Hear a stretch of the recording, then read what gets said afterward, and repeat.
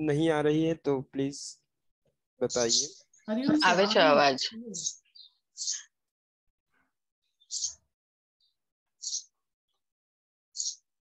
पहले प्रार्थना करते हैं साथ में, और प्रार्थना के रूप में हम ओमकार करने वाले हैं। अनुकूल पांव की स्थिति लेकर बैठना है। करोड़ गर्दन और सर एक सीधी लिटी में रहे, आंखें बंद हो। वैक्री वाणी से यानी थोड़ा जोर से उच्चारण करने की कोशिश करेंगे ओमकार को। वायु भर लेंगे।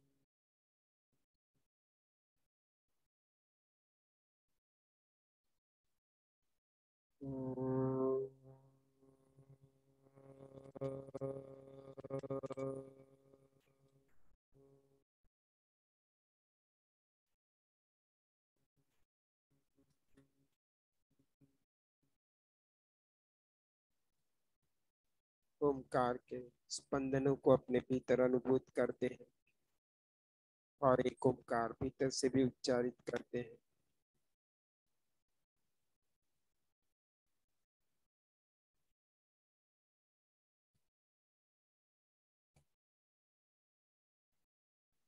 अस्तु। हल्के से हथेलियों को घर्षण करिए।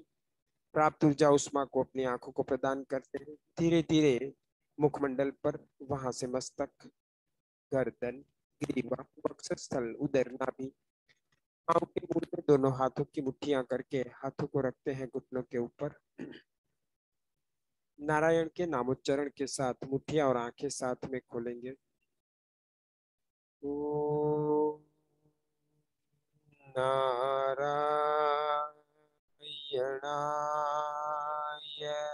नमः। ओम नारायणाय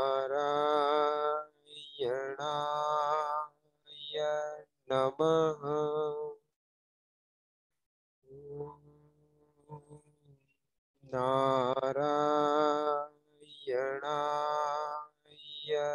नमः। ओम तत्सत। धीरे से अपनी आंखें भी खोल देंगे और पांव से जो स्थिति ली है उससे भी खोल देंगे, रिलैक्स हो जाएंगे। आज का जो विषय है श्वास से स्वास्थ्य प्राप्ति, उस विषय के प्रति आगे बढ़ते हैं। हम जुड़ते हैं किरण सर के साथ में और फिर श्वास और उसकी बातें सुनते हैं।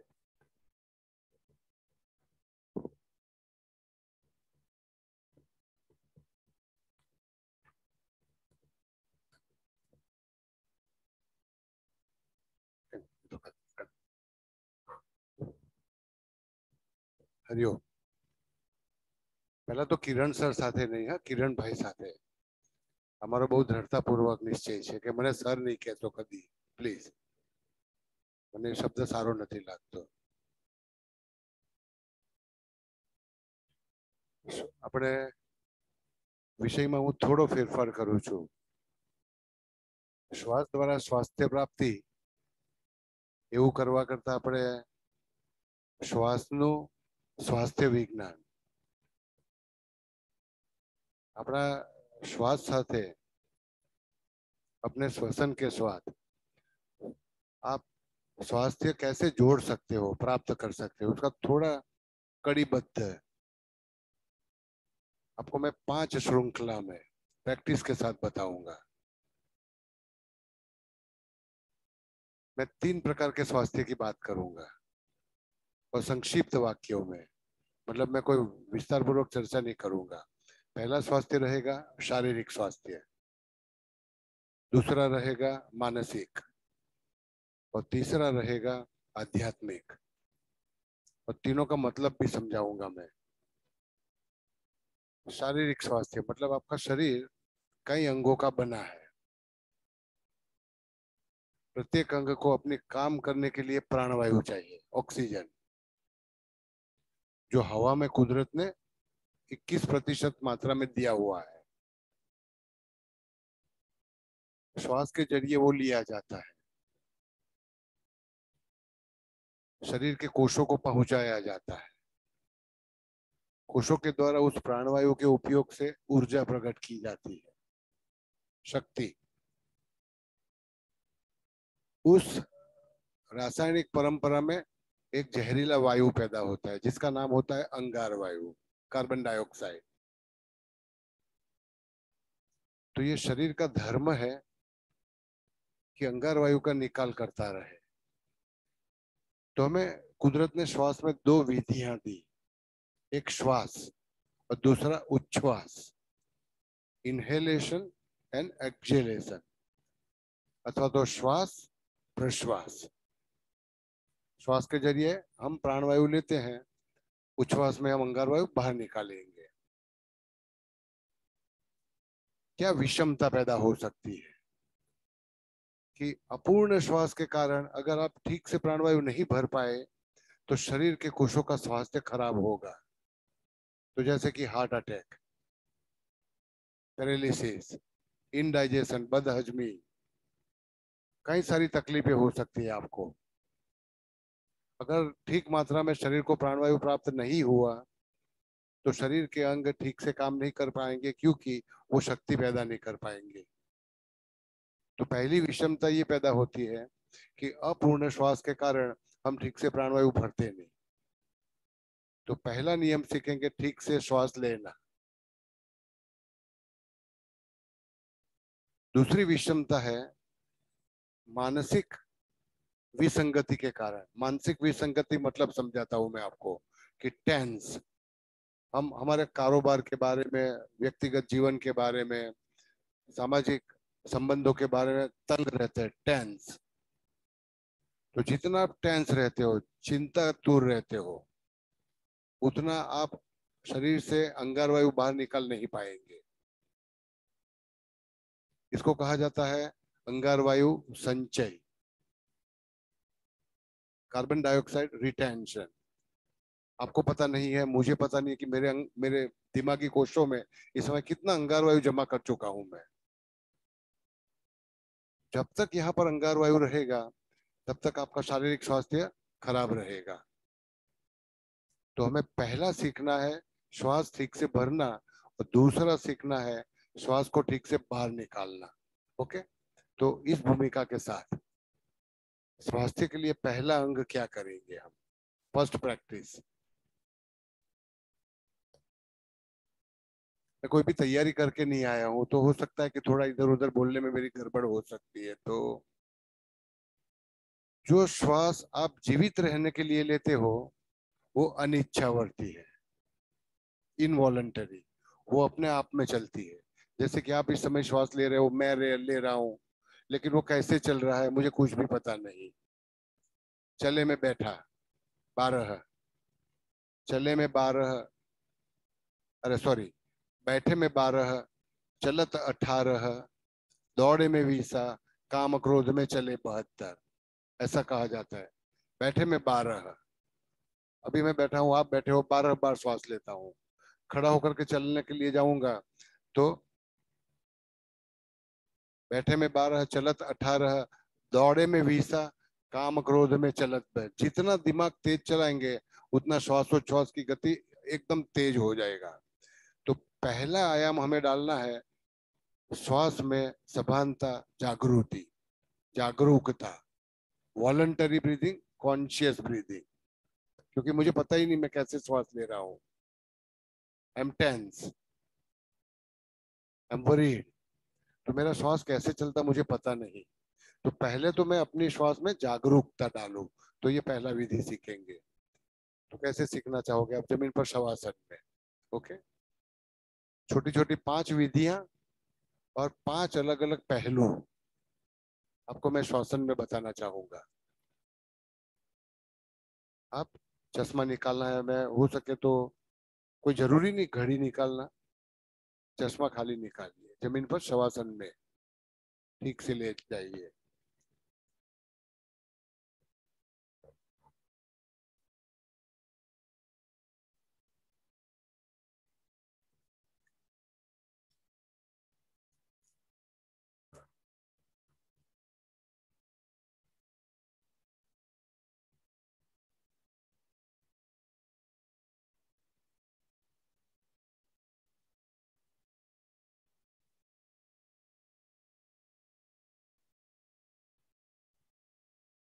शरीर को शवासन में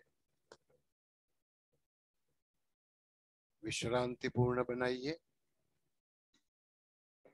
आरामदायक। सभी अंगों को शिथिल करें।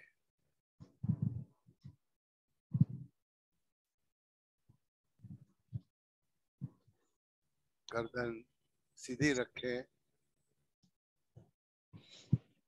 होठ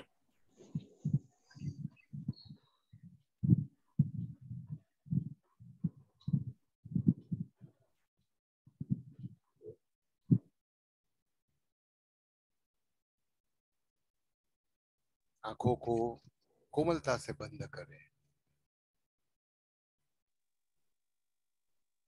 खासकर अपने कंधों को शिथिल, तनाव मुक्त बनाइए।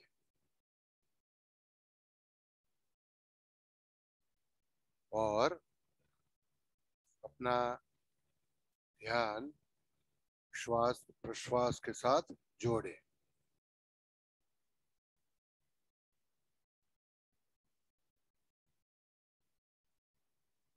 श्वास की आवन जावन के साथ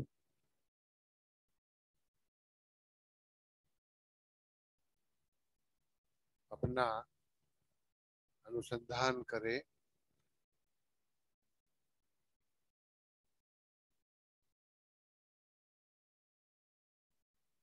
देखिए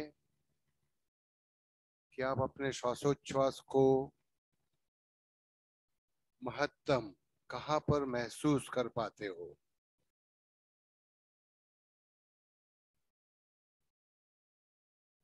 नासिका छिद्रों में, जैसे कि आपके नासिका छिद्रों में प्रवेश करते हुए श्वास में आप शीतलता का अनुभव कर पा रहे हो, और उच्छ्वास में गर्माहट।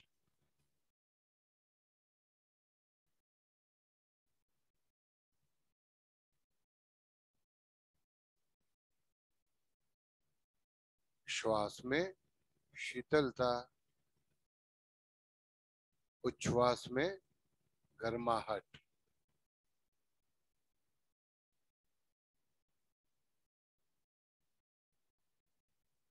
अपनी पूरी जागरूकता को,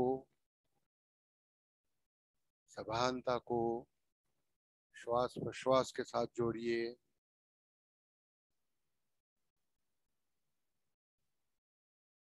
क्या आप कंठ एवं गले में श्वास का स्पर्श महसूस करते हो? कंठ एवं गले में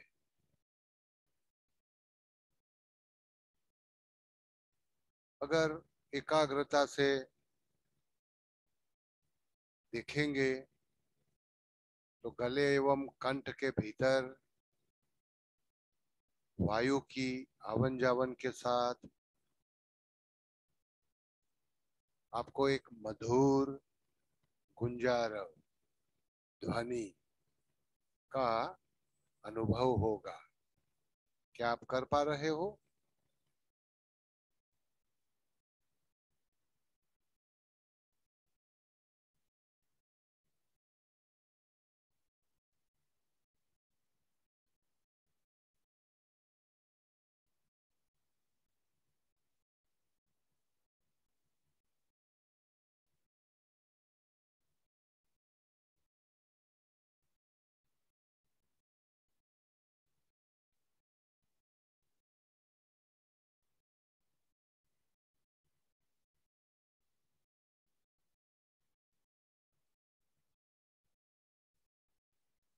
और थोड़ा भीतर उतरने पर क्या आप अपने सीने के अंदर छाती में वायु की आवन जावन और वायु का स्पर्श महसूस कर पा रहे हो?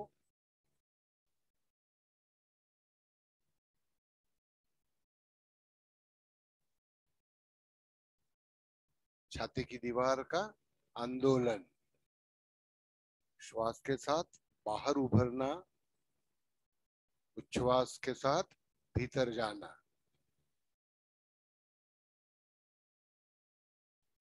महसूस कर पा रहे हो?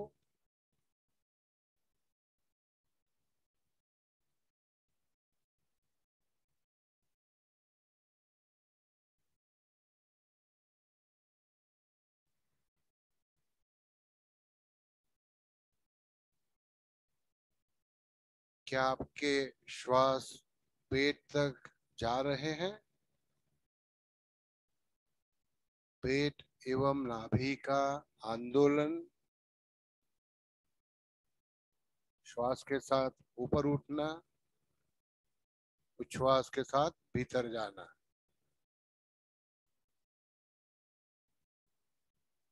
इस बीच अगर आपका मन कहीं भटकने लगे,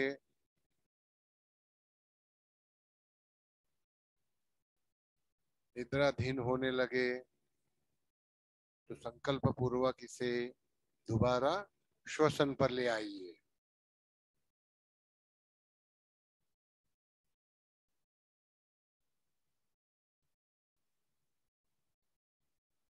श्वास की आवन जावन को बदलना नहीं है,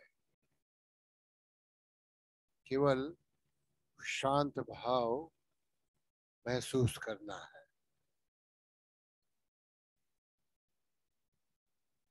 श्वास प्रश्वास का एक भी मन का आपके ध्यान से हटने न पाए।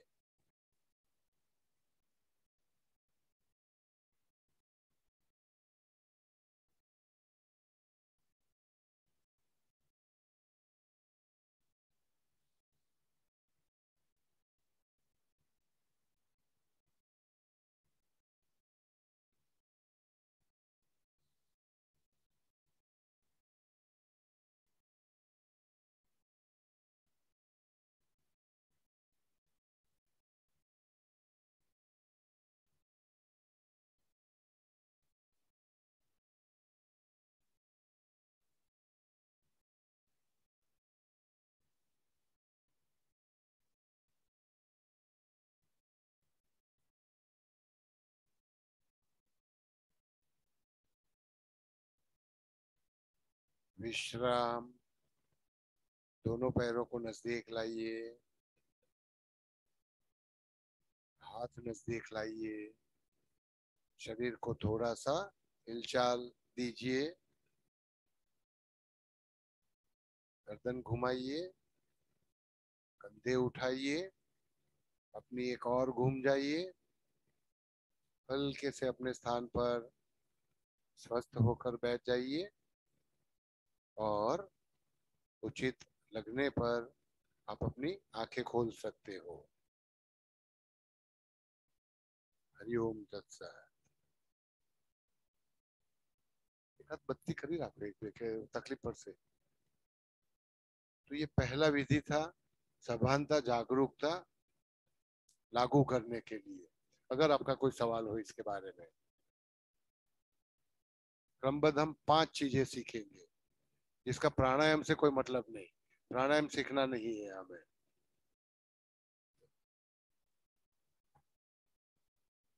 क्या हो जाता है?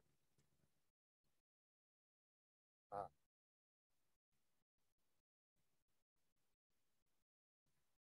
तो आपको कुछ बदलना नहीं है, आपको खाली इसको अपनी ध्यान में लाना है कि मेरे सांस जा तो ठीक रहे हैं, निकल ठीक नहीं रहे, है ना। तो चलो ऐसा करेंगे, इसके बाद ऐसा विधि करेंगे कि जैसे कि आपने इस विधि के दरमियान ये महसूस किया कि मैं ठीक से सांस निकाल नहीं पा रही हूँ, तो अब निकालने के लिए क्या करूंगी। तो मैं बताऊं, अगली बार वही टेक्निक कर रहे हैं। आपको कुछ बदलना नहीं है, आपको खाली ध्यान में लेना है बच्चा शरारत कर रहा है, लेकिन उसको डांटना नहीं है, उसको बदलना नहीं है, उसको चुप मत बोलना है। उसी तरह आपको श्वास प्रश्वास को देखना है, जिसी को कहा जाता है योग में शांत भाव, साक्षी भाव। जो भी हो रहा है ऐसे ही होने दीजिए, बदलिए मत। और कोई सवाल?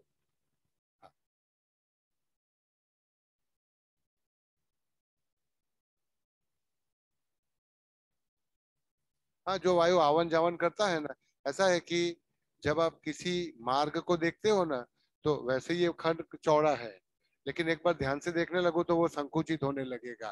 रास्ता खुला है, लेकिन जब मैं रास्ते की गुण मतलब आयाम को देखता हूँ, तो मुझे हमेशा लगता है रास्ता संकुचित हो चुका। उसी तरह जैसे ही ध्यान यहाँ केंद्रित करेंगे, तो आपको लगेगा कि कंठ थोड़ा संकुचित हो चुका, और संकुचित मार्ग से आवन जावन करते हुए वॉलंटरी एफर्ट डालने से आपके कंठ के स्नायु थोड़े संकुचित होंगे। तो थोड़ा संकुचित मार्ग से आवन जावन करने में आपको एक गुंजारव, एक मधुर ध्वनि का अनुभव होगा। तो दूसरा आयाम करेंगे, दूसरी प्रैक्टिस का मतलब रहेगा इनके कहने पर कि हमेशा ये होता है कि मैं जितना सांस लेता हूँ उतना बाहर नहीं निकलता। तो इससे विषमता क्या होगी कि आप प्राणवायु तो ठीक से भरेंगे, अंगार वायु पूरा निकालेंगे नहीं। तो सीखे अभी हम कि अंगार वायु पूरा निकालना, उच्छ्वास पूरा बाहर निकालना कैसे करना है। तो इसके लिए आपको 2 चीजें करना होगा। एक, इसको कहा जाएगा 4-6 श्वसन। 4-6, 4, मैं अंक बोल रहा हूँ 4 और 6, मतलब कि मैं मात्रा दूंगा आपको। 4 की मात्रा में आप श्वास भरेंगे, 6 की मात्रा में श्वास निकालेंगे। मात्रा ये रहेगी 1 सेकंड में 1 की गिनती, जैसे कि 1, 2, 3, 4 श्वास भर लिया। अब उल्टी, अब 6 की मात्रा में श्वास निकालेंगे। 6, 4, 5, 3, 1। तो आप देखें कि 4 सेकंड आपने श्वास भरा, 6 सेकंड निकाला। दूसरा एक उसमें विधि डालेंगे, सांस भरेंगे नाक से, निकालेंगे मुख से। ध्यान में रखें कि स्वास्थ्य के लिए श्वास कभी भी मुख से लेना नहीं है, लेना नहीं है। Mouth breathing, oral breathing is hazardous to health. तो सांस कभी भी मुख से मत लीजिए, जो हम दौड़ते दौड़ते करते हैं, दमाकी हमले में करते हैं, जो करते हो आप, सांस मुख से भरते हो। तो श्वास मुख से भरना नहीं है, लेकिन निकाल सकते जरूर हो। तो जैसे कि मैं बताऊंगा कि सांस भरूंगा मुख नाक से,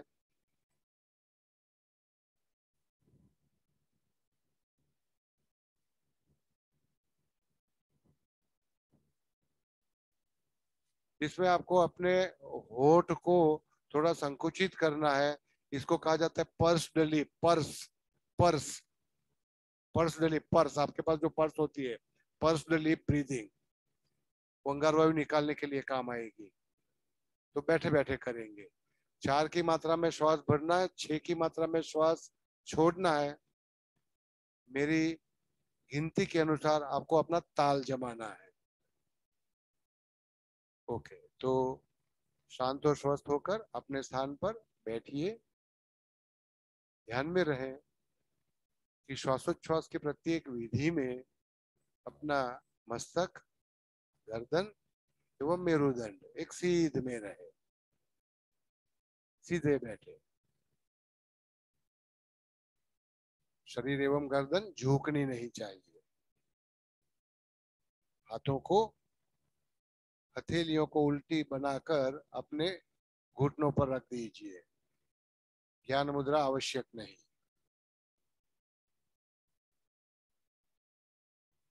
होठ एवं आंख, दोनों आंखें कोमलता से बंद कीजिए।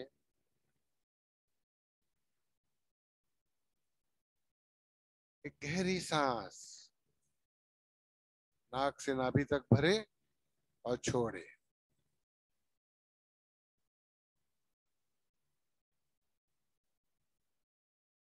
पुनः एक श्वास नाक से भरे, नाक से निकाले, नाभि तक।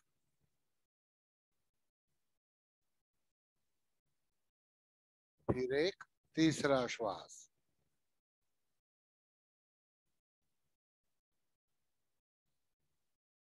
अब अंतर्मुख होइए। श्वास की आवन जावन को शांत और स्वस्थ भाव से देखें, बिना बदले।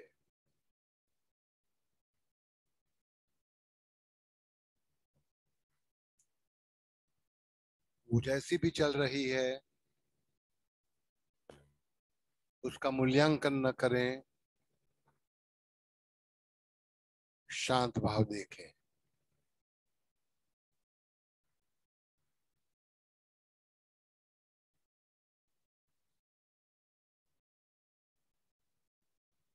अब आपको श्वास की विधि को मेरे सूचनों के अनुसार बदलना होगा।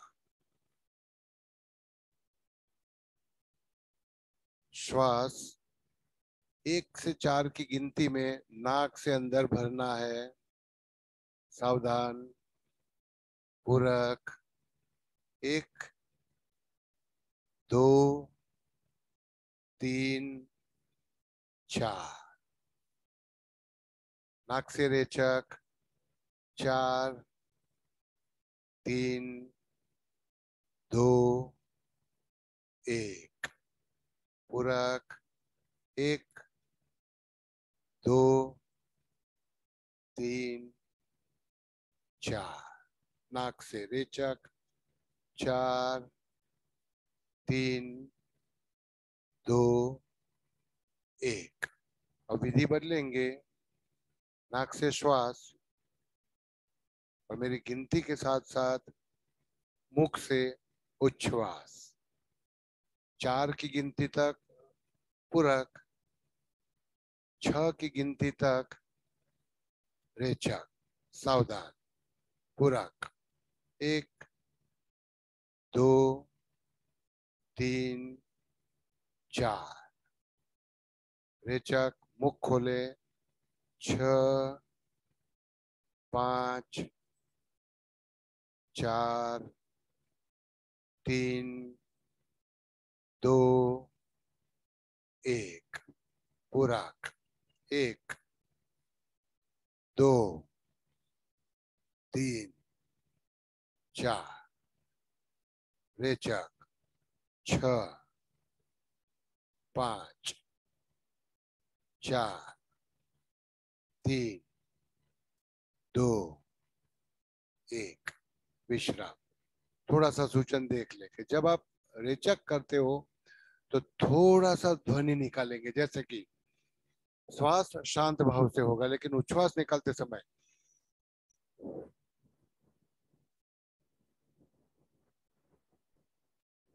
as if you are forcing the air out, क्योंकि दबाव पूर्वक दिमागी कोशों से, शरीर के एक अंग से अंगार वायु को निकालना है।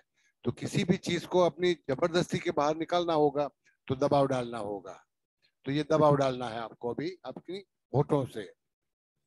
हो सकता है कि मेरी गिनती के साथ आप थोड़ा ताल नहीं भी जारी रख पाए तो अपनी ताल के अनुसार चले। बाद में मैं आपके ऊपर छोड़ने वाला हूँ। सावधान, स्वस्थ, शांत, अंतर्मुख, पूरक। 1 2 3 4, घर्षण के साथ रेचक। 6 5 4 3 2 1, पूरक। 1 2 3 4, घर्षण के साथ रेचक। 6 5 4 3 2 1। मैं अब आपके ऊपर छोड़ रहा हूं। अपनी लय के अनुसार 4 की गिनती में सांस भरना है। मुख से 6 की गिनती तक उच्छ्वास दबाव पूर्वक खुद से करें। सावधान।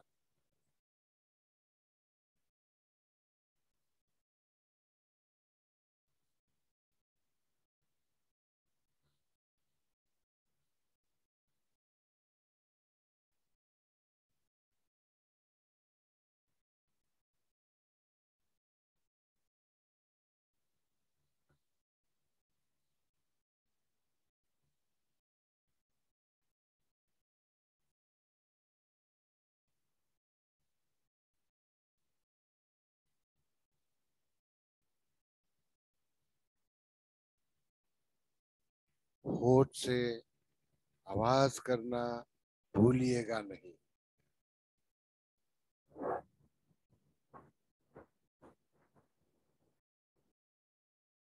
उच्छ्वास की अवधि को और भी प्रलंबित करते जाएं ताकि हो सके उतना अंगार वायु बाहर निकले।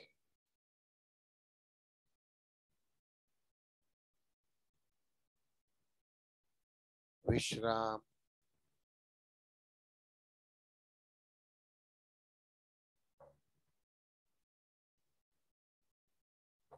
आंखें खोल सकते हो, हाथ मुक्त कर सकते हो। अगर कोई सवाल है इस विधि और विधि की विज्ञान के बारे में।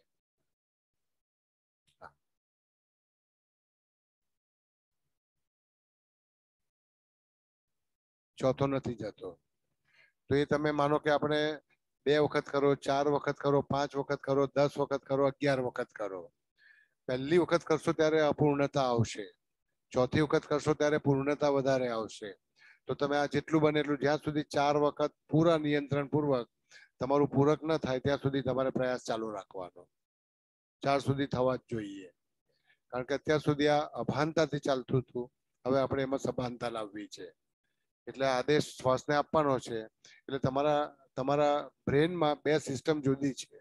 એક સિસ્ટમને આપણે કહીએ છીએ ऑटोनॉमिक नर्वस सिस्टम, स्वयं संचालित चेता तंत्र, जो आपका श्वास का क्रिया अपने आप संभाल रही है। अब उसके हाथ से सत्ता ले लेना है, कारोबार ले लेना है। और एक दूसरा संचालन सिस्टम है जो यहाँ पर स्थापित है, इसको कहा जाता है सोमेटिक नर्वस सिस्टम। उसको देना है कि अपने आप में चल रहा है, उसको बदल कर अब मेरी नियंत्रण में लाओ। तो ये नियंत्रण में लाने में दोनों में थोड़ा सा घर्षण होगा, क्योंकि अब तक इसकी सत्ता थी ऑटोनॉमिक नर्वस सिस्टम की, ये सीधी तो छोड़ नहीं देगी ना। तो ये थोड़ा सा घर्षण है, संघर्ष है, तो उसको जारी रखें।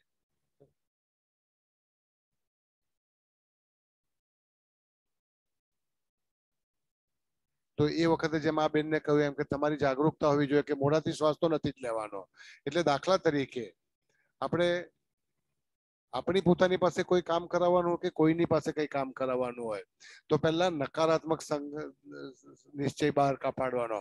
આડું અવડું જોવાનું નથી, મોઢાથી શ્વાસ લેવાનો નથી, બરાબર? આંખો ભટકવી જોઈએ નહીં, વિચારોમાં મન ભટકવું જોઈએ નહીં। તો નહીંનો સંકલ્પ પહેલો આપો અને પછી શ્વાસ નાકથી જ લેવાના છે, મુખથી જ છોડવાના છે, બરાબર ને? તો આને જ આપણે સોમેટિક નર્વસ સિસ્ટમ કહીએ છીએ, કારણ કે બધું તમે આદેશમાં લઈ આવ્યા। એટલે બાળકને પહેલા તમે કહો કે ભટકવાનું નથી, મોબાઈલ રમવાનો નથી, ટીવી જોવાનું નથી, અભ્યાસ કરવા બેસ, તો તમારા સંકલ્પમાં કેટલી દ્રઢતા છે એ બાળક પાલન કરે. સંકલ્પમાં દ્રઢતા ના હોય તો એ ના કરી શકે.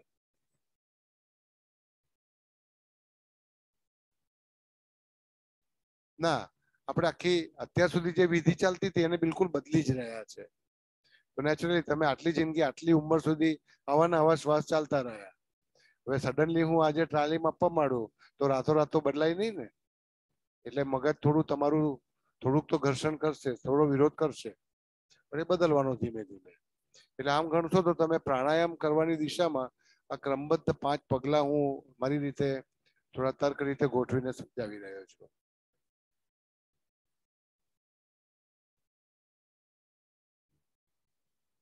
એના પર પણ આવી રહ્યા છે, એના પર પણ હું આવી રહ્યો છું. કારણ કે મને ખબર છે બહુ બધાનો પ્રશ્ન હોય છે. તો ચાલો તમે આ બીજો પ્રશ્ન કયો તો એના આધારિત એક બીજી એકાદ ટેકનિક. તો હવે એવી એક ટેકનિક કરીએ આના પછી નહીં. ઓકે,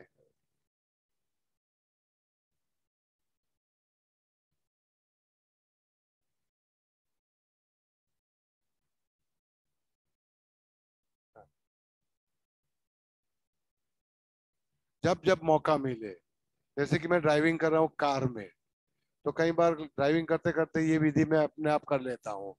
जब मैं किसी के साथ बहस कर रहा हूँ, चर्चा कर रहा हूँ, और उस समय जब मुझे बोलने की जरूरत नहीं होती, मुझे केवल सुनना ही है, तो मेरा ध्यान अपने आप श्वासोच्छ्वास पर जोड़ देता हूँ.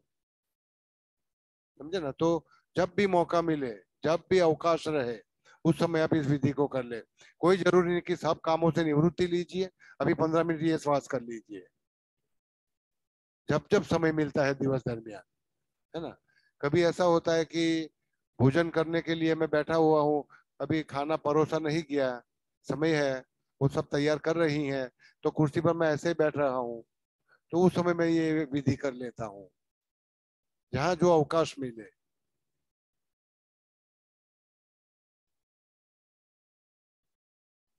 इसलिए कि कचरा कूड़ा निकालने के लिए नाक काफी नहीं है. जैसे कि आपको एक पाइप साफ करना है तो नाक से करके देखिए और मुख से साफ करके देखिए, तो ये पाइप है, टनल. इसी को टनल भी कहा जाता है. हठयोग का भूमिका और मनोविज्ञान का भूमिका है कि हम ब्रह्म प्रदेश से इस जगत में एक टनल पार करके आए. अब मैं एक संकुचित जीवन जी रहा हूँ, संकुचित मर्यादित विचारधारा के साथ, तो ये छोटी सी नली बना दी है, टनल बना दी है. बस उसमें से जो जितना दिखता है उतना दिख के मैं उतनी ही सोच के अनुसार मैं जी रहा हूँ, है ना. तो इस टनल को थोड़ा खोल देना है, पूरा का पूरा. खोलने के लिए तुम्हारा मुख ही काम आएगा, लेकिन भरने के लिए काम नहीं आएगा. तो तीसरा विधि, हाँ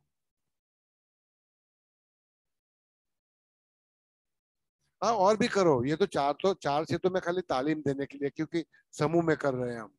फिर जरूरत पड़ने पर मैं 8 10 15 20 तक भी पूरा कर लेता हूँ, और रेचक कई बार मेरी 40 तक मैं कर लेता हूँ. तो वो आपकी मर्जी पर है, कोई जरूरी नहीं, इसमें कोई नियम नहीं होते. हमारा मकसद है कि हमें प्राण, अंगार, वायु शरीर से जितना हो सके उतना निकालते जाना है. वो दिवस में 20 बार करो, 30 बार करो, 40 बार करो, 5 बार करो, 2 बार करो, 10 सेकंड के लिए उच्छ्वास, 20 सेकंड के लिए उच्छ्वास, 4 सेकंड के लिए, 6 सेकंड के लिए, अपनी मर्जी के अनुसार करिए. ये विधि कब काम आती है आपको, अब जो सिखाई वो एक, जब आप अतिशय चिंताग्रस्त हो, घबराए हुए हो, पैनिक,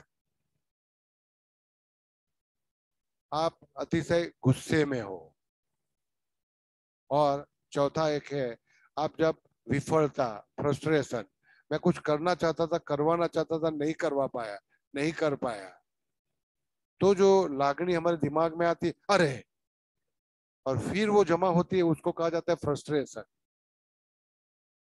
तो वो फ्रस्ट्रेशन दिमाग में जमा होते होते गुस्से में परिवर्तित होता है, आक्रामकता में परिवर्तित होता है. वो खुद को हानि करता है, औरों को हानि करता है, आपके संबंधों को बर्बाद कर सकता है ना. जैसे कि किसी व्यक्ति से बहस करते करते मैं उसे जो करवाना चाहता था उसने किया नहीं, मेरी आदेश को माना नहीं. अब मैं, बच्चा है शायद, मेरी बीवी है शायद, मेरे सहकर्मचारी है, तो देखते देखते मेरे अंदर इतना फ्रस्ट्रेशन भर आता है कि अब मैं उसको समझ नहीं पाया और अपने और कार्यों में जोड़ गया।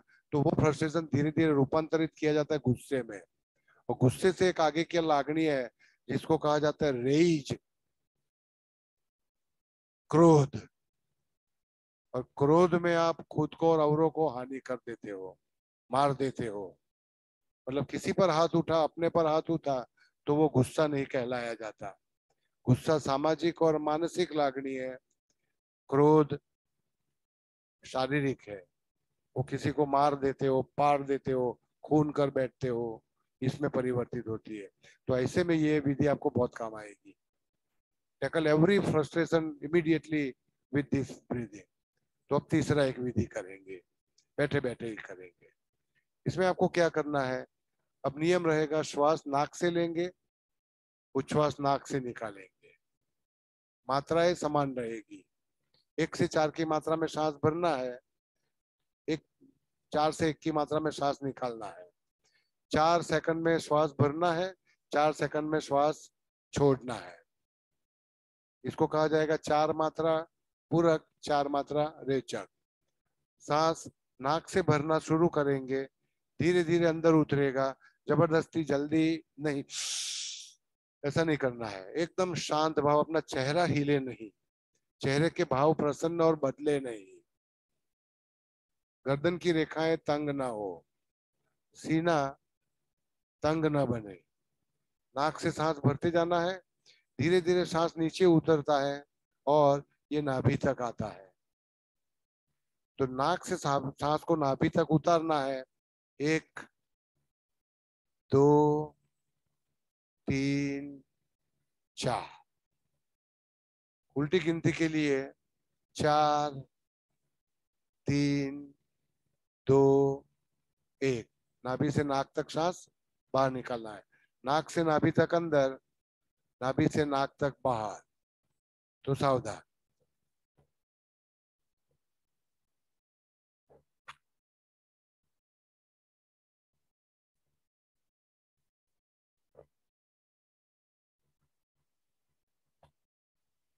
अपने अपने स्थानों पर शांत और स्वस्थ होकर बैठें।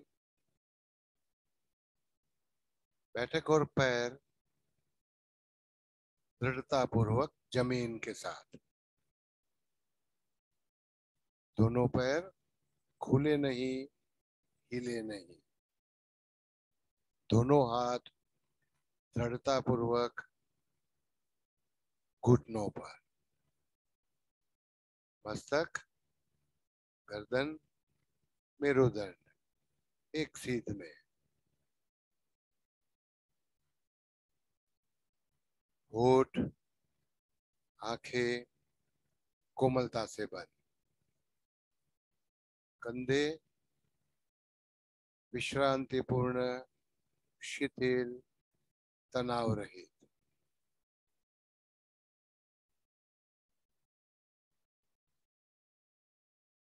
गहरी सांस अपने आप नाक से भरे अंदर, बाहर निकाले।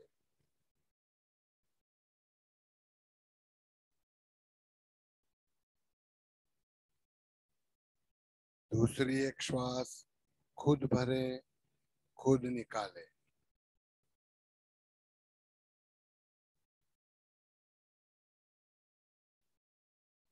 तीसरी श्वास।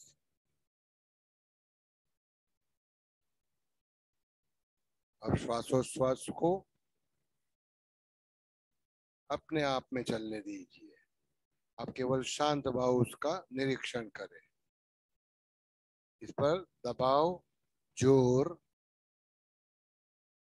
अपनी आज्ञा न डालें।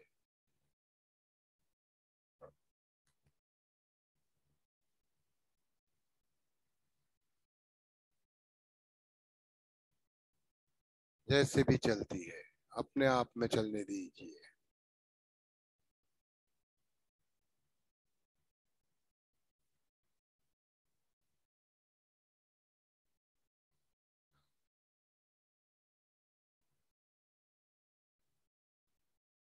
अब अपने श्वासोच्छ्वास की विधि को इच्छावर्ती दीर्घ पूर्ण बनाएंगे। ध्यान में लीजिए 3 शब्द। श्वसन पर अपना पूर्ण नियंत्रण, इच्छावर्ती। दीर्घ, लंबी सांसें भरना होगा, छोड़ना होगा। पूर्ण, नाक से नाभि तक अंदर, नाभि से नाक तक बाहर। सावधान, अंतर्मुख, पूरक। 1 2 3 4। रेचक 4 3 2 1। समान मात्रा में पूरक, समान मात्रा में रेचक। मुख से नहीं, नासिका से श्वसन। श्वास भरना भी नाक से है, छोड़ना भी नाक से है। सावधान, पूरक। 1 2 3 4। रेचक 4 3 2 1। पूरक 1 2 3 4। रेचक 4 3 2 1। अपने आप में भी विधि जारी रखें, अपनी अनुकूलता से। समान मात्रा में पूरक, समान मात्रा में रेचक। पूर्ण श्वास, दीर्घ श्वास कुछ समय तक जारी रखें।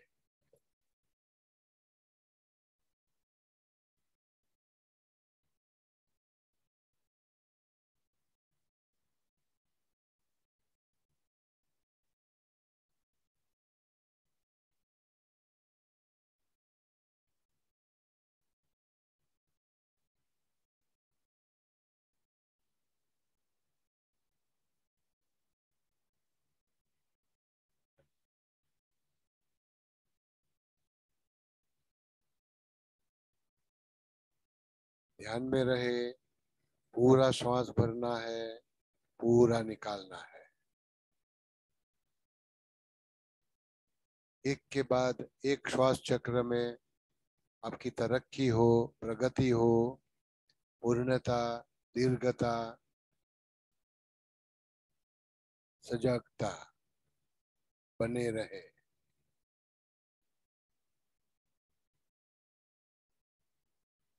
मन कहीं भटके नहीं, सोए नहीं।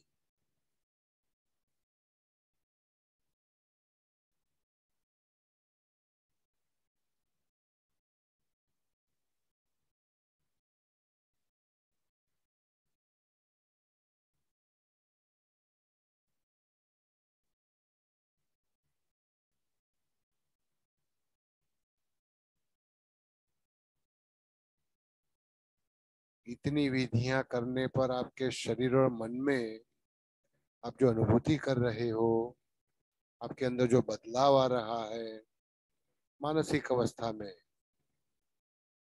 शरीर की तनाव की अवस्था में, इसको महसूस कीजिए।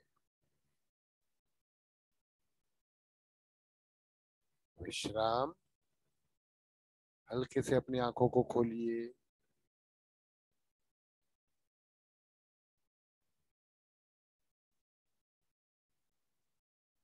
तो ये जो तीसरा विधि था उसको सरलता से कहेंगे दीर्घ श्वसन।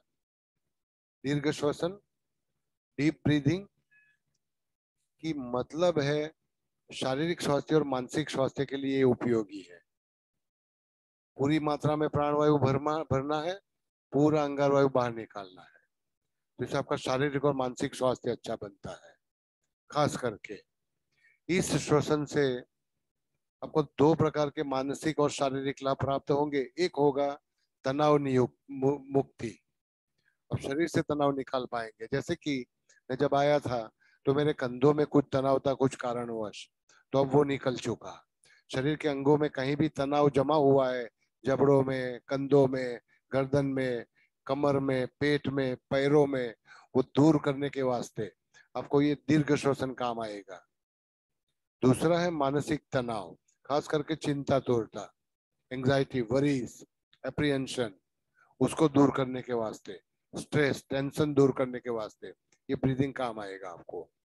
तो अगर इसमें कोई प्रश्न है आपका, 8 वागे पूरा करवानो।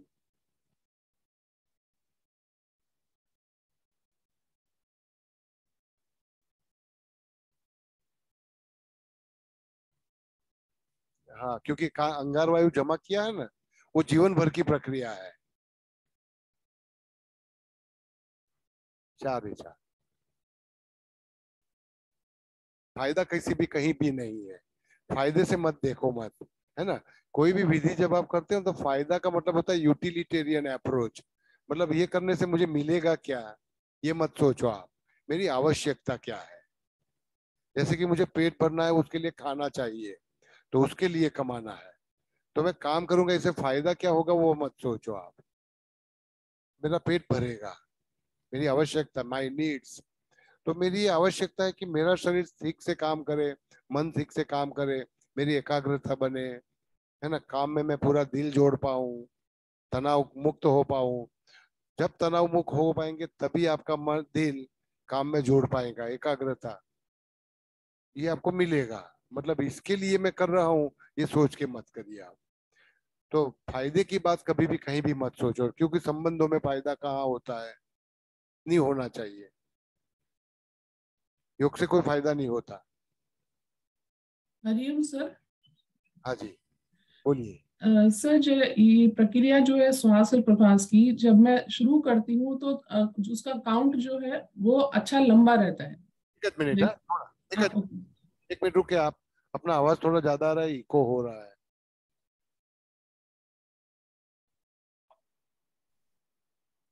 अभी बोल के देखो। हरिओम सर। हाँ बोलिए। हाँ सर, जब मैं स्टार्ट करती हूँ ये श्वसन का क्रिया, जब भी तो जब स्टार्ट होता है तो श्वसन भी अच्छा काउंट जाता है और प्रश्वास भी अच्छी काउंट जाती है। लेकिन जैसे धीरे धीरे धीरे इसकी काउंट मैं करती हूँ 2 मिनट 5 मिनट, तो उसका जो काउंट है वो मेरा कम होता चला जाता है। वो क्यों हो रहा है ऐसा? दोबारा एक बार दोहराइए अपना सवाल।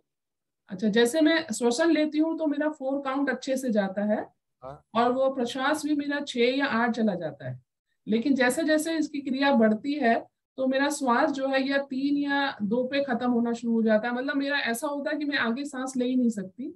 और रेचक जब मैं करती हूँ तो वो जो 6 और 8 पे जा रहा होता है वो 4 या 5 पे खत्म हो जाता है। मतलब मेरा फिर कोई सांस बाहर निकलती नहीं, मतलब ऐसा लगता है कुछ है ही नहीं अब अंदर। तो बढ़ने की बजाय मेरा घट रहा है, वो क्यों होता है? ऐसा है कि आप कोई विधि कर रहे हो तो विधि को कहा जाता है अभ्यास। तो अभ्यास में जो नियम लागू किया गया कि 4 की मात्रा में श्वास लेना है, 6 की मात्रा में छोड़ना है, तो आपको इस विधि को अभ्यास पूर्वक लगातार पुनरावर्तन करते करते आपको बदलना है, लाना है। जो चल रहा है ऐसे चलने मत दीजिए, अभ्यास करते जाइए कि 4 में सांस भरना है, 6 में निकालना है। जब तक ये स्थापित नहीं हो तो अपना प्रयास लगातार जारी रखें। तो धन्यवाद विधि सर। कोई भी करते हो आप, विधि कोई भी नई टेक्निक सीखते हो, तो जब तक वो हस्तगत नहीं हो जाती, मैं जिस तब जब तक उसको सीख नहीं लेता, तब तक मैं इसके पीछे पड़ा रहूंगा। ऐसे ही करना है बस। Thank you sir. वो आप जारी रखें इसको हमेशा। तो अपनी लगन को बनाए रखें। चलाओ मत कि नहीं, चलो इस बार 5 तक सांस निकाली, अगली बार 7 तक हो गई, इस बार पूरी सांस नहीं भर पाया, चलेगा। चलाइए मत कुछ भी। अभ्यास, संकल्प, दृढ़ता, इसको लगातार बनाए रखो। એ જ સ્ટ્રેસ તમારા ધ્યાનમાં લાવવા માટે આ 4 વિધિ છે ને. તો એનો અર્થ એવો થયો કે તમે તમારા જીવનનો, ગઈકાલનો કે આજે સવારથી અહીંયા આવ્યા હશો, એ બધો સ્ટ્રેસ તમારા પગમાં છે, એને તમારે બહાર કાઢવાનો છે. હવે હું થોડું જોઈ શકું કે કયા પ્રકારનો હોઈ શકે, પણ તમારે જોવાનું છે. મેં તમને કહ્યું કે સ્ટ્રેસ શરીરમાં પણ હોય ને મનમાં પણ હોય. પહેલા મનમાં પેદા થાય ને પછી શરીરમાં જમા થાય. પગ છોડી દઈએ તો પગ છોડવાના નથી, અને છતાં પણ પગને જબરદસ્તી નથી કરવાની. તમારી પાસે બે વિસંગતિઓ છે. પગ છોડવાના નથી એટલે બાળકને કહીએ તારે ભણવાનું છે, ઊભા થવાનું નથી. તો ઊભા થવાનું નથી એને એનું બંધન નહીં લાગવું જોઈએ. બરાબર? એને એવું લાગવું જોઈએ આ તો કામની મજાની વસ્તુ છે, એવું તમારા પગને લાગવું જોઈએ. પણ સાથે સાથે પગમાં તણાવ મુક્તિ પણ કરવાની. તો બની શકે ચાલો છેલ્લી એકાદ વિધિ એવી કરી લઈએ આપણે પછી. तो હવે જે આપણે પ્રયાણ કરીએ છીએ, अब जो करेंगे वो थोड़ा शारीरिक मानसिक स्वास्थ्य से ऊपर जाएंगे. इसको मैं कह रहा था आपका आध्यात्मिक स्वास्थ्य. आध्यात्मिक स्वास्थ्य का मैं मतलब ये नहीं करता कि आपको आत्मानुभूति हो जाएगी, आत्मा ज्ञानी हो जाएंगे आप, अथवा तो परमात्मा मिल जाएंगे. मत सोचिए. अब तक मैं तय नहीं कर पाया कि आत्मा सही में क्या चीज है और परमात्मा है भी क्या.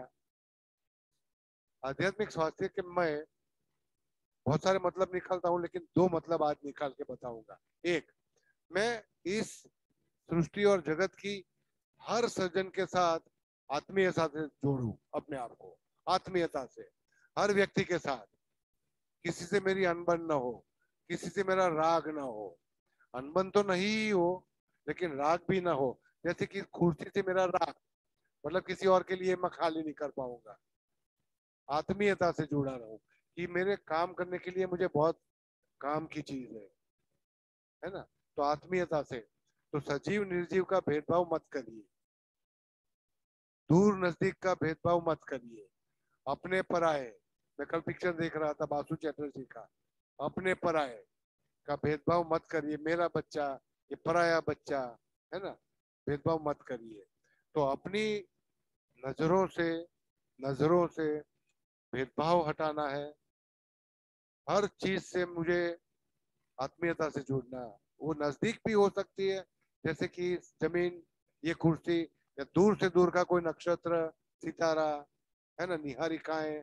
तो इतनी मेरी मेरी मेरी विशाल कुटुंब है, तो हर एक से मुझे जुड़ना है. मैं एक छोटा सा कैदखाना बनाया हुआ हूँ. अपनी समानता को इसके अंदर मैंने बंद कर दिया है. तो ये एक कैदखाना है. मेरा कुटुंब, मेरा संप्रदाय, मेरा राष्ट्र, मेरा समाज, मेरी सोसाइटी. तो आप देखें कि अपनी अपनी आत्मीयता को आपने दायरे में बंद कर दिया है. उसको खोलना है आपको. दूर दूर तक अपनी पहचान है. घास के तिनके से लेकर दूर दूर तक की निहारिकाओं तक, नक्षत्रों तक, हर एक के साथ मैं आत्मीयता का अनुभव करा.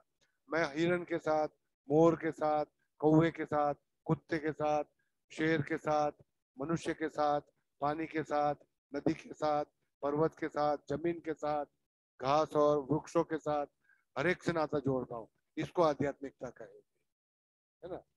तो मतलब समझने का थोड़ा प्रयास करें, क्योंकि चौथा जो विधि कराऊंगा थोड़ा सा इस दिशा में आपको ले जाएगा.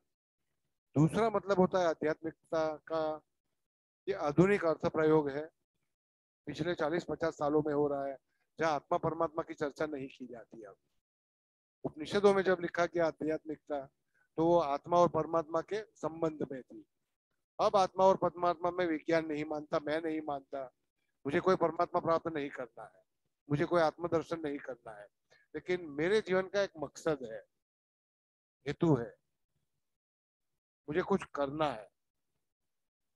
जैसे कि मैं इस जगत में क्यों आया, कहां से आया और कहां जा रहा हूं, और जाने के पहले, आया और गया के बीच में जो जीवन है, उस जीवन को मैं सार्थक कैसे बनाऊं. स अर्थ, उसमें अर्थ है, मीनिंग ऑफ लाइफ का मतलब कमाना, मकान बनाना, संपत्ति जागीर एकत्र करना, संबंध बनाना, शादी करना, बच्चे पैदा करना, उनको पढ़ाना. ये मेरे जीवन का मतलब नहीं है, मकसद नहीं है. Unique purpose, unique meaning. कुछ अर्थ है कि जो मेरे जीवन कारोबार के बाहर निकल करके मैं देखूं कि मैं शिक्षक हूं, मैं पति हूँ, मैं पिता हूँ, माँ हूँ, गृहिणी हूँ, वो जो भी कारोबार मुझे करना है, कर्तव्य पालन करना है, उसके बाहर निकल कर मैं क्या कर सकता हूँ, है ना। जब तक आप वो कैद में रहेंगे, जैसे कि आई मैं डॉक्टर, तो मतलब कि वो कैद खाने में रह करके मैं अपनी पूरी ऊर्जा शक्ति को मैं संकुचित बना रहा हूँ, तो कैद तोड़ना होगा। जब तक आप कैद तोड़ेंगे नहीं, कैद खाना तोड़ेंगे नहीं, विद्रोही बनेंगे नहीं, आप जीवन का अर्थ निकाल नहीं पाएंगे, है ना। तो कैद खाना तोड़ना है। इसका मतलब ये नहीं कि घर के लोग अब भूखे मरेंगे, मैं कमाऊंगा नहीं, है ना, ये मैं नहीं कह रहा। मेरा कर्तव्य पालन है समाज के प्रति, मुझे कुछ काम करने हैं, मुझे 8 बजे कहीं पहुंचना है, मुझे किसी से कुछ संबंध निभाना है, मेरे बच्चों को खाने खाने के लिए प्रबंध करना है, ये सब कारोबार रहेगा, वो मेरे जीवन का अंतरंग भाग है, वो मेरा सामाजिक जीवन है। लेकिन आध्यात्मिक जीवन सामाजिक जीवन से ऊपर होता है। तो जीवन का एक अर्थ आपको पाना है, उस दिशा में प्रयाण करने के लिए श्वसन कैसे उपयोगी हो सकता है। एक और श्वसन अंतिम करेंगे आज, जिसको कहेंगे 4-6-8 श्वास। 4-6-8, 4 पूरक, 4 तक करेंगे, 4 की मात्रा में पूरक। मैं श्वास ले रहा हूँ, क्यों ले रहा हूँ? अब तक जीवित रहने के लिए करता था, अब लेने के बाद मैं सोचूंगा मैंने क्यों श्वास लिया, क्या करना है उस ऊर्जा से, मुझे दौड़ना है, अवार्ड पाना है, कमाई करना है, ये मेरी मकसद नहीं थी। तो वो रोकने के लिए आपको अपनी श्वास को 6 की मात्रा में रोकना होगा भरने के बाद। अब उसका व्यय करने के लिए आपको 6 की मात्रा में रोकना है, मतलब कि एक आत्मचिंतन करना है। अब मैं आम पशु नहीं, प्राणी नहीं, मैं अलग चीज हूँ, अलग अलग हूँ, और मुझे अलग से जीवन बनाना है। तो उसके लिए मैं इसी ऊर्जा का प्रबंध कैसे कर सकता हूँ, कैसे करूंगा, इसके लिए कुंभक करो आप। तो 4 की मात्रा में पूरक, 6 की मात्रा में कुंभक, और फिर 8 की मात्रा में निकालना होगा। सभी काउंट चढ़ती क्रम में दिया जाएगा, 1 to 4, 1 to 6, 1 to 8। मैं दोबारा एक बार बोल देता हूँ, 4-6 मतलब आप प्राणायाम में कई बार सीखते हो 1-4-2। मैं इस गिनती को थोड़ा बदल रहा हूँ, है ना। तो 4-6-8, कोई सवाल हो इस विधि में, और इसकी जो मैं अर्थ समझा रहा हूँ, उसका प्रयोजन समझा रहा हूँ, इसमें अगर कोई सवाल हो आपका, फिर ये कुछ भी नहीं, नो प्राणायाम, प्राणायाम मुद्रा, नो, क्योंकि हम आध्यात्मिक, मतलब मैं आपको योग खंड में बैठ के नहीं सिखा रहा। इसके लिए मैं अगर गाड़ी चलाते चलाते मैं कहीं जा रहा हूँ, तो मैं क्यों जा रहा हूँ, है ना। मतलब शादी अटेंड करने के लिए, अरे वो तो हर भेड़ बकरियां जाती है, तो मैं शादी अटेंड करके क्या करूंगा। नहीं, मैं विशिष्ट मनुष्य बन के उधर जाके मेरी एक उपस्थिति होगी, लोगों में एक बदलाव चाहूंगा, है ना। तो जाके मैं एक ऐसा विधान बोलूंगा ताकि वो लोग सोचने पर मजबूर बने, मैं मजबूर बनूं, है ना, कि आप शादी में इतना खर्चा क्यों कर रहे हो, तो मुझे आवाज उठानी है ना। तो जैसे कि मैं कहीं यूएस में था, तो कुछ दिनों पहले चर्चाएं हो रही थी लोगों में, तो भगवान भगवान कर रहे थे, तो मैं बोल रहा था कि ये तो 6,000 सालों का रटन है, आपको इस रटन में बदलाव नहीं लाना है क्या? भगवान भगवान करते हो, क्या फर्क पड़ा आपके जीवन में इसके कारण? उसके होने या ना होने से क्या बदलाव लाए आप अपने जीवन में? तो जहां भी जा रहा हूँ बदलाव लाना है, अपने अंदर, औरों में, पहले अपने में। Be the change you want in others, है ना। जगत में जो बदलाव लाना है वो पहले अपने अंदर लाओ, तो उसके लिए थोड़ा आपको रुकना होगा, वो कुंभक है। कोई भी जो प्रश्न हो तुम्हारो। Naturally every life is unique, we are not copy cats. जैसे कि मैं अपने पिता से पूछता था मैं मुझे क्यों पैदा किया, तो वो जवाब नहीं दे पाते थे, है ना। तो वो जवाब मुझे खुद को खोजना पड़ा कि मेरा मैं क्यों हूँ। It may take long, it may not, क्योंकि समय तो मेरे पास कम है ना। अब कुछ कब मेरे पास पास मौत आएगी मुझे पता नहीं, तो ऐसा थोड़ी जल्दी भी है। क्योंकि ज्ञानेश्वर 5 साल में पता लगा पाए, शंकराचार्य जी 16 साल में, स्वामी विवेकानंद 39 साल में, तो कितना समय है मुझे पता नहीं। तो फिजूल की बातों में समय क्यों बर्बाद करूं, जितना समय हो सके इतना इसमें क्यों नहीं इन्वेस्ट करूं मैं। ना मतलब कि जब आप खुदाई की तैयारी करेंगे तो अपने आप को तसल्ली दे पाएंगे कि मैं कुछ कर पाई या कर पाया, या जीवन बेकार गया। जीवन बेकार गया इसको कहा जाता है अवसाद। अवसाद यूजलेस। मैं इतना कमाया, 2 बच्चे पैदा किए, बहुत सारा किया, क्या पाया मैंने। तो यहाँ से जब आप ऊपर जाएंगे तो परमात्मा तो पहलू पूछसे कोईનું સુખ દુઃખ પૂછ્યું તું, કોઈનું આંસુ લૂછ્યું તું, કબૂતરોનું ઘૂઘુ ઘૂ, બધા કબૂતરો, કૂતરાઓ, કાગડાઓ એમના અવાજો કરે જ છે, એમાં હું પણ કરતો હતો, પણ એમાં ઉભા રહીને મેં કોઈનું સુખ દુઃખ પૂછ્યું, કોઈનું આંસુ લૂછ્યું, કંઈક મેં કરી બતાવ્યું? હા, મારા છોકરાઓનું સુખ દુઃખ પૂછ્યું મેં, મારા સ્વજનોને મેં મદદ કરી, પણ અજાણ્યાને કંઈક કર્યું મેં? તો એ આપણો પ્રશ્ન છે. આને આધ્યાત્મિકતા કહેવાશે. આમાં કોઈ પરમાત્મા તમને શીખવાડવા આવશે નહીં અને એની ઉપસ્થિતિ જરૂરી નથી. એક અભ્યાસ છે કે જે લોકો પરમાત્મામાં નથી માનતા એ લોકો જ વધારે પરમાર્થી છે. ભગવાનને માનનારા ધાર્મિક છે, પરમાત્માને માનનારા આડંબરી છે, અને નથી માનતા એ ખરા અર્થમાં પરમાર્થી છે. કારણ કે એમને કઈ પ્રાપ્ત કરવાનું રહેતું નથી ને. પછી આપણે તો 4, 6, 8 બની શકે છે કે મારી ગણતરી સાથે તમારો તાલ ન પણ જામી શકે, તો ચિંતા ના કરશો. બરાબર? અઘરું છે. હવે આ તમારે ફરી ફરીને તાલીમ કરવાની રહેશે. આપણે જુદી જુદી રીતે કરીશું આને.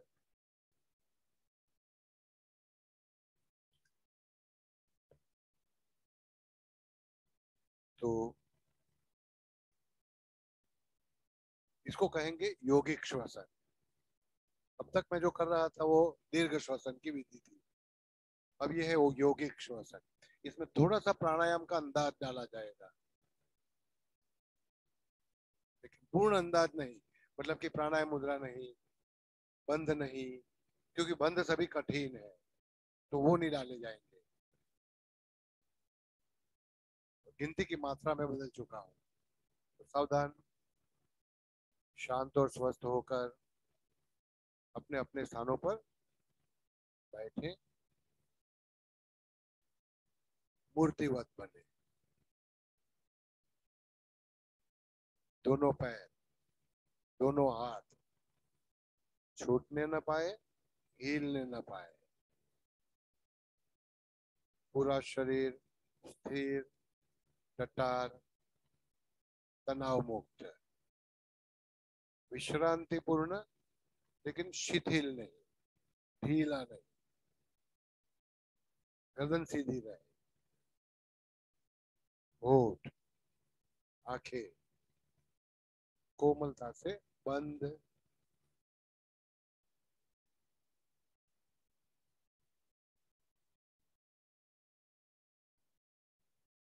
अंतर्मुख बनिए. गहरी सांस लीजिए और छोड़िए.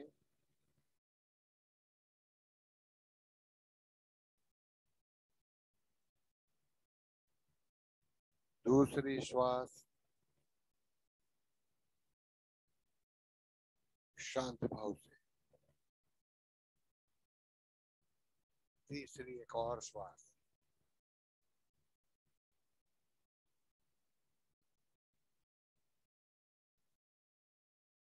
अब आपको दीर्घ पूर्ण श्वसन करना है. मेरे सूचनों के अनुसार आपको आदेश दिया जाएगा.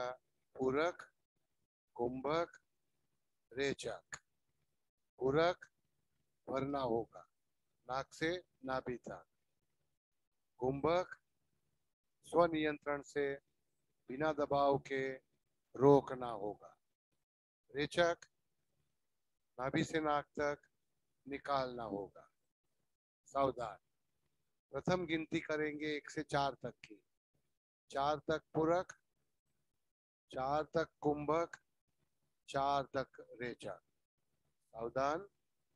पूरक 1, 2, 3 4 कुंभक 1 2 3 4 रेचक 1 2 3 4 पूरक 1 2 3 4 रेचक 1 2 3 4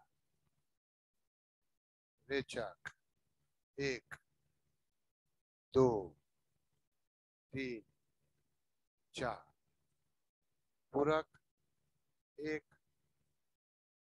2 3 4 कुंभक 1 2 3 4 5 6 रेचक 1 2 3 4 पूरक 1 2 3 4 कुंभक 1 2 3 4 5 6 रेचक 1 2 3 4 5 6 पूरक 1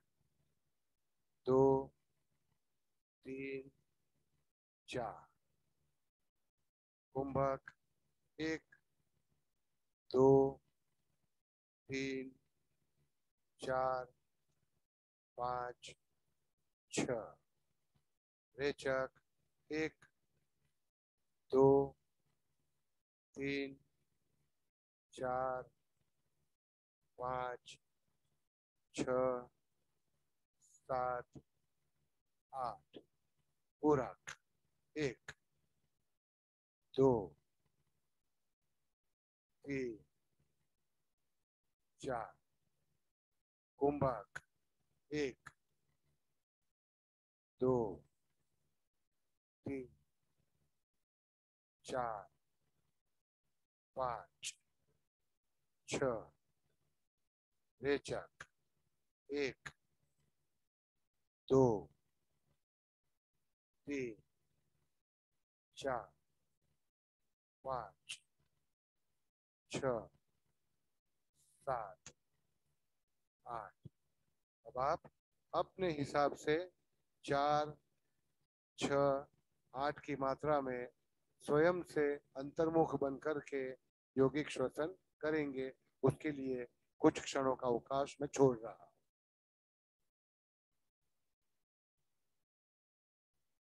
अपनी अपनी ताल के अनुसार।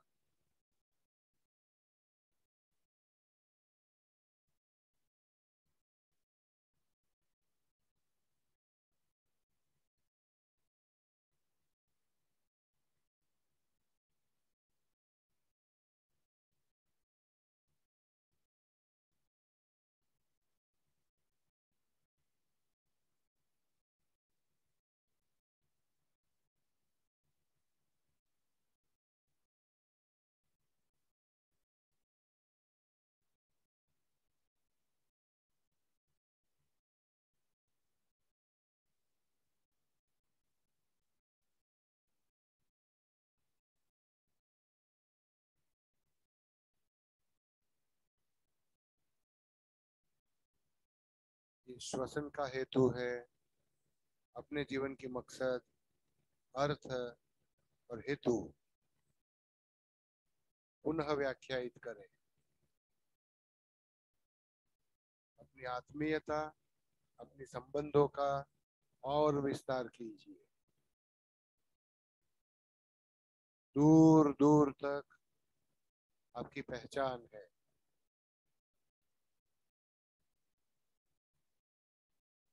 इसका आपके खून से, आपके शरीर से, आपकी राष्ट्रीयता से, आपके संप्रदाय और धर्म से, आपके कपड़ों से, आपके वर्ण और चमड़ी के रंग से कोई लेना देना नहीं। आपकी पहचान, आपके जीवन का अर्थ विशाल है। इसकी अनुभूति करते हुए धीरे से एक गहरी सांस अंदर लें और छोड़े। दूसरी एक श्वास,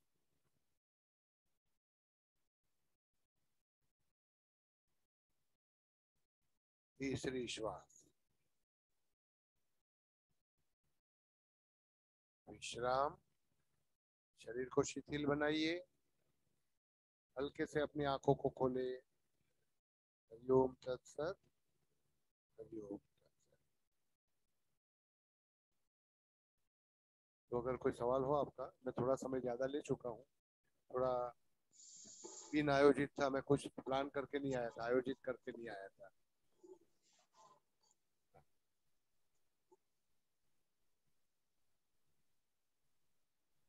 ના, આમાં મોડું નહીં આવે. હવે તમે તરક્કી કરી ચૂક્યા છો. જે પ્રાણવાયુ સંચય હતો એ તમે પહેલા ટેકલ કરી ચૂકેલા છો. એટલે હવે તમારી ચેનલ્સ બધી ઓપન છે, એમ માની લો. બ્લોક્ડ ચેનલ. આપણા જીવનમાં બે મુશ્કેલીઓ છે. एक है फिक्स्ड वायरिंग। बचपन में हमारा जो उछेर किया गया, जो सोच हमें अंदर डाली गई माँ बाप के द्वारा, कुटुंब के द्वारा और शिक्षा प्रणाली में जो सोच डाली गई, उसको फिक्स्ड वायरिंग कहा जाता है। वो वायरिंग जो हो चुका वो हम छोड़ नहीं सकते। दूसरा एक हमारी मानसिकता, विचार, सोच मर्यादित रहती है। मैं दूर की देख नहीं सकता, तो उसको टनल विजन कहा जाता है। टनल विजन, मैं बस इतना ही देखता हूँ दुनिया को। तो टनल विजन छोड़ना है, वो फिक्स वायरिंग तोड़ देना है, बिल्कुल सब कुछ बर्बाद कर दो, तोड़ फोड़ दो। वो आप पहले कर दो, इसी के बाद आप ये यौगिक श्वसन करेंगे तो आपको शायद आध्यात्मिक तरक्की हो सकती है, तब तक नहीं होगी। तो मतलब कि आपको पुरानी विचारधारा से अपने आप को बांधना नहीं है, किसी सोच के अनुसार चलना नहीं है। आपकी कोई भी सोच अभी जो है वो आने वाले 1 सेकंड के बाद भी नहीं होनी चाहिए।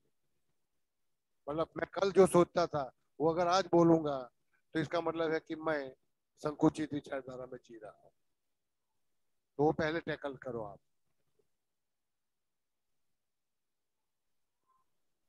हाँ, तो उसको धीरे धीरे आप टैकल करते जाइए, हल करते जाइए, है ना। क्योंकि दबाव ज्यादा डल पड़ रहा है तो दबाव धीरे धीरे कम करते जाइए। क्या આમાં મેં એવું કઈ કોઈ તમને કરી શકો છો ને? માનો કે દાખલા તરીકે આજે 4, 6, 8 મેં કહ્યું કે હવે મને કોવિડ હતું ત્યારે પણ હું તો કરતો હતો, પણ એ જોઉં કે હું શ્વાસ રોકી રાખું, એનાથી મને કઈ બળ ના પડવું જોઈએ। સામાન્ય બીમારી હોય તો વાંધો નથી, ગંભીર હોય તો ના કરાય। અસ્થમાના એટેકમાં ના કરાય ને, ન્યુમોનિયા થઈ ગયું હોય તો ના થાય, બરાબર ને। ચોથે દિવસે મને કોવિડમાં ન્યુમોનિયા થઈ ગયું હતું, પછી કફિંગ એટલું બધું થાય કે શ્વાસ રોકાય નહીં, તો ત્યારે ના કરાય। પછી સામાન્ય શરદી જુકામમાં, તાવમાં કોઈ વાંધો નહીં, આપણે કોઈ બીમાર નથી એવું પહેલી ભાવના લેવી। અને બીમાર હોઈએ તો એ શરીરની બીમારી છે, એની સાથે આપણા સામાજિક અને વૈશ્વિક કાર્યને કોઈ સંબંધ નથી। ઓકે સર,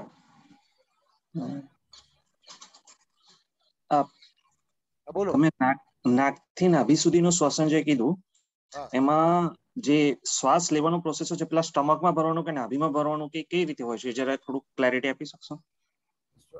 શ્વાસ શું ભરવાનો? નાકથી નાભી સુધીનું શ્વસન કીધું, તેમાં પેલા નાકમાં લેવાનો, નાકથી આપણે પેલા સ્ટમકમાં લેવાનો કે ચેસ્ટમાં ભરવાનો, એ થોડું ક્લેરિટી આપો પહેલા। આવશે, નાકથી ગળામાં જશે, ગળામાંથી કંઠમાં આવશે, કંઠમાંથી છાતીમાં અને છાતીમાંથી પેટમાં જશે, એટલે નાભી સુધી એ ક્રમમાં પાછો આવશે। એટલે નાભીમાં આપણે સ્ટમકમાં પહેલા ભરાશે, પછી ચેસ્ટમાં ભરાતો થશે, પછી આ ઉપરની સાઈડ। આમ જોવા જઈએ તો સ્ટમકમાં શ્વાસ ભરાય નહીં, પણ આપણે પ્રત્યેક શ્વાસ પૂરેપૂરો ભરીએ તો પેટની દિવાલ બહાર આવશે, અને પૂરેપૂરો બહાર કાઢીએ તો પેટની દિવાલ અંદર જશે। ઓકે એટલે આપણે એવું કહીએ કે નાભી સુધી ભરો અને નાભીથી કાઢો. Okay okay thank you. Hariom.